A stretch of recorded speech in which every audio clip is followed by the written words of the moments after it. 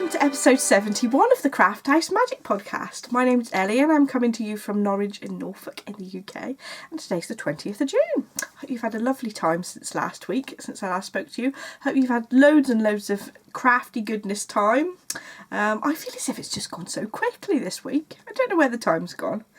You can find me on Instagram, Ravelry, Facebook as Craft House Magic, and I've got my own website, crafthhousemagic.co.uk, where I sell all my handmade knitting project bags and hand-dyed yarns. And you can also find on my website show notes. So on the left-hand side of the website there's a menu and you can find the show notes link there. We've got a couple of craft alongs going on at the moment. So we've got the spring shawl along, which is a knitted and crocheted shawl knitting crochet experience, and that's going on in the Ravelry group. The discussion group's in my thread, and I'm doing it in collaboration with Caroline from the Love to Sew podcast. So the finished objects threads over on her Ravelry group. So you can find links to those in the show notes as well. So don't forget to get your final entries in the finished objects thread, but I will draw some prizes from the discussion thread as well, just so that it sort of rewards you guys for getting involved and chatting away. There's been so many lovely projects and lovely chatter going on, so thanks for joining in over there. We've also got the summer sock along. I haven't actually got any socks to show you properly today. I have been knitting a little bit on my plain sock tube, but I'm not going to show you that because it's boring and I've showed you loads of times already. So hopefully I'll get some heels or toes in that at some point for the next episode. And I'm also working on a sock pattern, which I'm not going to show you just yet, but the test knitters are working on it at the moment. So hopefully not too far in the future it'll be published, so look out for that. So summer sock along, there is a Ravelry group thread for a discussion and a finished objects thread. I will be drawing prizes from both, so don't forget to put your entries in the discussion thread, or just chatter in the discussion thread, and then your finished objects over in the finished objects thread. Right, I think I've had way too much caffeine this morning. I must have started this podcast about 10 times just because I kept tripping over myself, but it's all good fun, isn't it? So we have the Norwich meetup. So we've got the 21st of July. The details are over in the Ravelry group. So if you want to attend that, and it's in Norwich City Centre, come over to the Ravelry group and come and say hello, just so that I know roughly how many people are going to be there, because I need to sort of book a table. It's in Harriet's Cafe Tea Rooms, I think it's called. The full details are in the Ravelry group anyway, if you need to, and postcode, etc. It's all in there. Last week I mentioned that two lovely designers had given us some discount codes, so I'll mention those again. So we've got Katrina's Creations, her basket wave shawl. She's given us a code for 20% off, and that's KC20. And lovely Anne from Thistleglen Designs has given us 25% off all of her patterns if you want to buy those. And there's a deadline to it though, so you need to use it by the 12th of July. But she's just released her summer bloom socks, which she used one of my colourways for. So thank you so much, Anne. So this week we've got some knitting, some quilting, a blast from the past, which is one of my nanny's dresses, and I've got a few confessions. And then I'm not having a shop update information this week because we're not having a shop update this week. I'm going to have one next week. I'm pointing at the calendar over there, which you can't see. I'm going to have a shop update on the 28th of June, so watch out for that. And I've got a couple of exciting things that I'll be releasing in the coming weeks, so watch out for those. We have been to the Worcester Festival at the weekend though, so there will be some footage of that at the end, so stay tuned for that. So let's get on with the knitting. So firstly, well, this is my only knitting project that I can show you that I've been working on this week, is my Llywelyn shawl. I'm going to use my chin to straighten out the cable so you can see it a little bit better. And oh, look at those cables. I love a bit of cable. I think this is going to have to be the screenshot for my for this week's podcast. I'm loving this. It's a little bit fiddly because there's quite a few sort of different directions that the cables are going in. But they're only 4 stitch cables, so I'm able to do those without a cable needle. I think I'm going to spend a little bit of time this afternoon just showing you how I do my cables without a cable needle quickly as well, just a mini tutorial, because this will be a shorter episode this week, I think, so I'll do that for you. Absolutely love this pattern. So you end up casting on your stitches on one of the longer sides, and then you're decreasing, and this is a sort of triangular shape.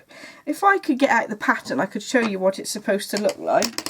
I've put my project bag on the floor out of the way because I've got some new studio lights, if you can tell. I'm lit from this side for a change, apart from because normally you can only just see the light coming through the window. I think I've left my pattern downstairs. Hold on just a minute. Barbara, go and get us my pattern, will you? Thanks, Barbara. So this is the pattern, the Llewellyn shawl. I've left it right where I'd been knitting on it, so I just have to go and grab it. So it's a beautiful cable texture, as you can see. There is a finished picture in the middle there, and you can see that I've knitted to about here now. So a lot of this, there's a bit less concentrating to do later on, so hopefully that bit will go a bit quicker. So I'm knitting it in Sol J. I'm probably saying that completely wrong. I just realised I actually bought 3 to do this, but I've only caked up 2 of these. So I'm hoping that I don't forget to cake this up when I need it. I should do it right after the podcast, shouldn't I? I should tell you what colourway it is as well. I think it's the turquoise colourway. There we go. Hopefully these studio lights are picking up things a little bit better. I'm hoping as well you'll be able to see colours a little bit better as well. My confessions are quite colourful this time, so I'll be able to test that out. I think the issue with the colours not coming out right is to do with the light in here. It's a bit dull from this side because there's only one little window here. So I have been doing some other knitting, but I've been designing some patterns, but I'm not going to show you those just yet, so watch out for those in the coming weeks. I shall get on to my quilting section now. So last week I showed you that I'd been working on some little kimonos. Aren't they cute? So I did a couple of these, but I think actually that I might do one in a different fabric so that the kimonos don't match exactly. And this week I made up a foundation pieced block, which is supposed to represent bamboos. So I will be adding some leafy bits to that bit later. So this is going to be a wall hanging, and this is the sort of centrepiece, and then I will be doing some piecing around the outside. I just wondered whether you guys would be interested if I actually published a printable copy of this block, if you're interested. So what I did is I made a big long strip of fabric, which I then cut up to make these bamboo sticks. So I had some of this beige and the slightly darker beigey brown colour, and I had strips of the lighter and a thinner strip of the darker beige, and I alternated those into a bigger piece. Then I sliced them up into inch strips, and then I incorporated them into this panel by basically following lines that I'd drawn out onto a rectangle using foundation piecing. But if you'd like me to do like a mini tutorial on this, I wouldn't mind doing that if you're interested.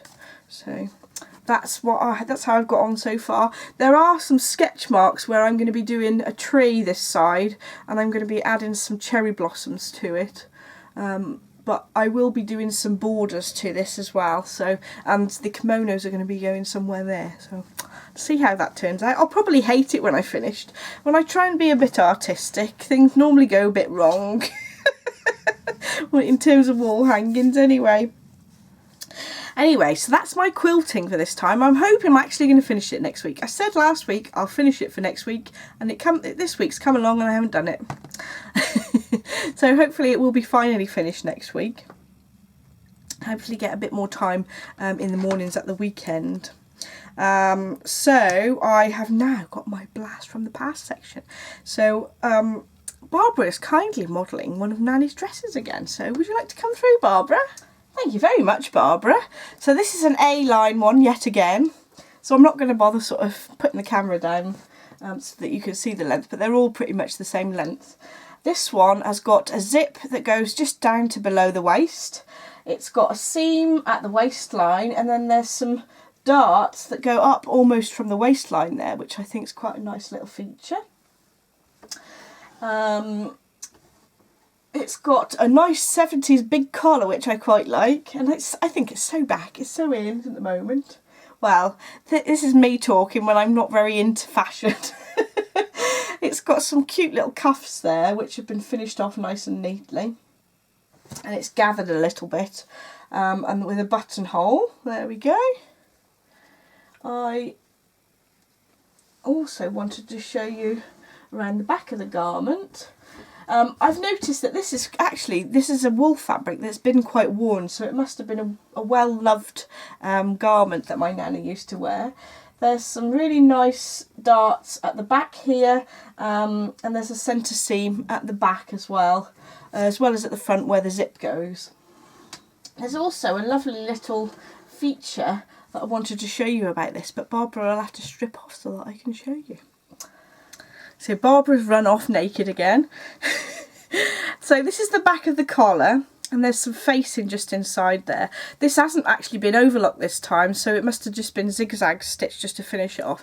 But I noticed this loop here, so this is like a thread loop that's been created with a needle and thread.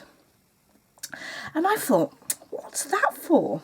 My thoughts are that she's put this in here so that she can wear like a silk scarf on the inside of the neck so that it doesn't ride up or down at the back.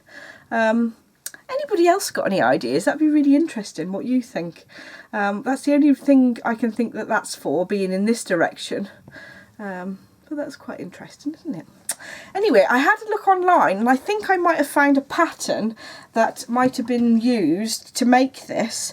And I think it might be the Butterick 4216. I'll pop a picture up here. I'm pretty sure it was Butterick.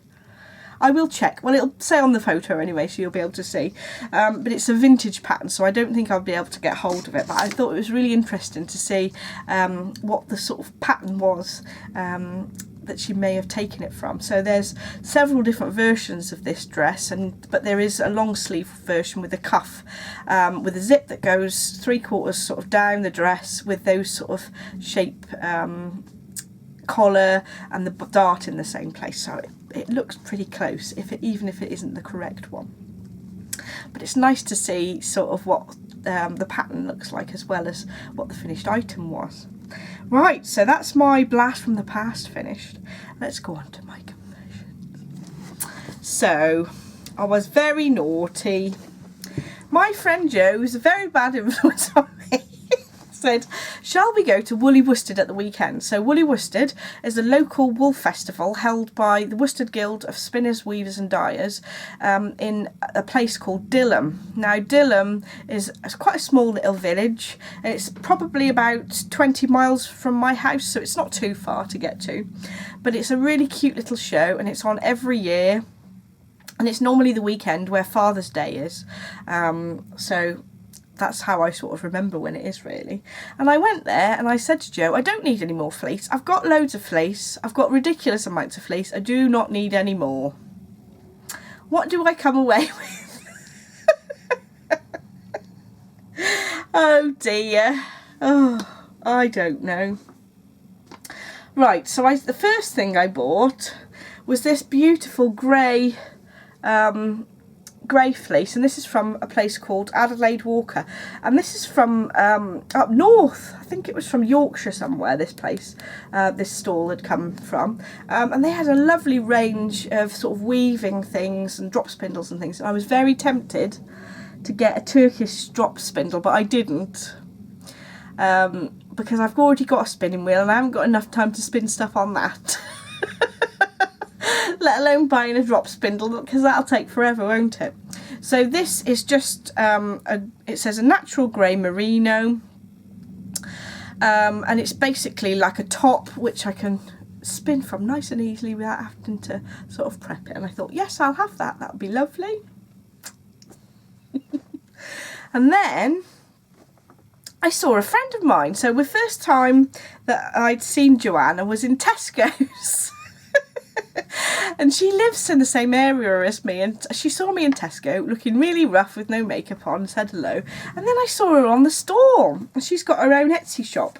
And this is what her Etsy shop's called. So it's Josie Rose, and her name's Joanna, and you can find her on Etsy. But if you put Josie Rose UK into Etsy, it should find it without any spaces, because Etsy is notorious for not being able to find Etsy shops if you just put it in the search engine. But if you Google it, it'll probably be easier. So Joanna had got this beautiful braided top that I just had to have. Look at that turquoise and the pinks and the purples and the reds together. And this is called a Dorset horn. I've never actually spun with Dorset horn, which will be nice. I've had a Norfolk horn, and that was a really nice fluffy long stapled yarn. But I've not tried this one, so that'll be interesting. I'll open it up for you to see it a little bit better. So I had to have this braid. Isn't it lovely? I think that you could probably just wear a braid as a bit of a scarf, really, couldn't you? Oh dear. It gets worse. I was talking to my friend Sharon, because I used to be a member of Worsted Guild, and I was chatting to her for ages. Poor Jo hadn't known Sharon before, and I was chatting for ages, and I bet she was thinking, will you shut up? Oh dear. And then my friend Sharon had got some fleece for sale. And this is from her own sheep, and it's called Gina, the sheep that this is from. So it's a Texel and Rouge. I don't know, I've never heard of Rouge before. I should have asked her a bit more about it.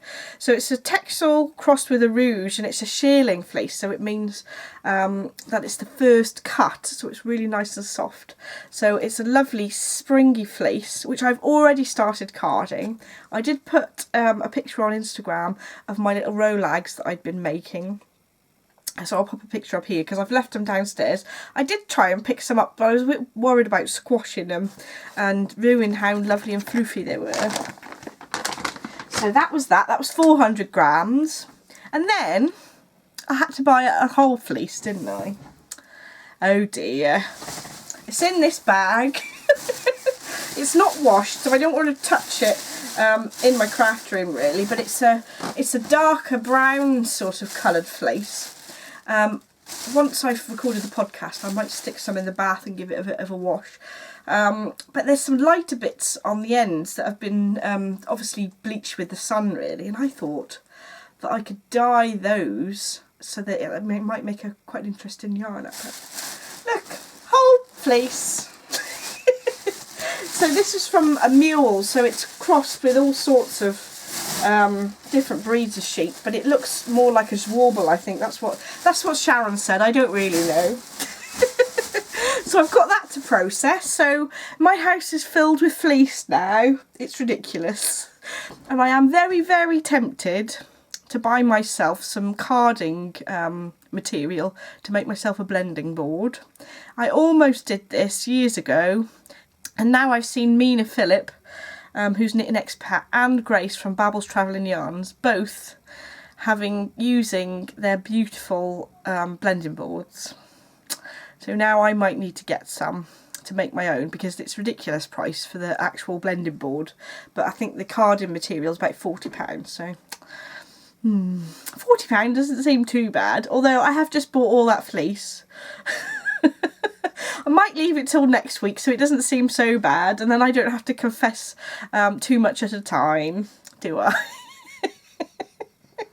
But it just, I like the idea of making those little mini rolags with different colours of sort of merino, and I've got quite a few different colours of merino top in my stash in the back of the wardrobe, which I need to use really.